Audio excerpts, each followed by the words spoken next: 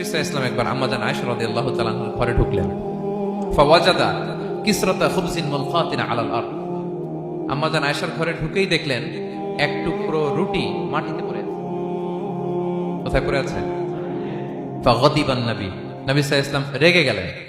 তিনি রাগান্বিত হলেন, প্রচন্ড রেগে গেলেন।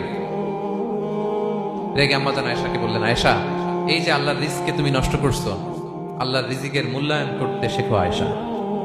কোন ঘরে যদি আল্লাহর রিজিক আসে আর ওই রিজিককে যদি মূল্যায়ন করা না হয়, তাহলে সেই রিজিক আর এই ঘরে আসে না। কারণ এই রুটিটা খেয়েই তো তুমি বেঁচেছিলা, ঠিক না? আজকে আমরা যেই রুটিটা, যেই ভাতগুলো ফেলে দিয়ে ডাস্টবিনে, এতটুকু খাইলে আমার কাশ্মীরের ভাইরা বেঁচে যাবে, এতটুকু পাইলেই আমার ফিলিস্তিনের ভাইরা বেঁচে যায়, এতটুকু পেলেই ওই ডাস্টবিনে মারামারি করে যারা খাবার খোঁজে ওরা বেঁচে যায়, ঠিক কিনা? এজন্য বিষ্ণু ইসলাম রেগে গেলেন। বিষ্ণু সবসময় রাখতেন না।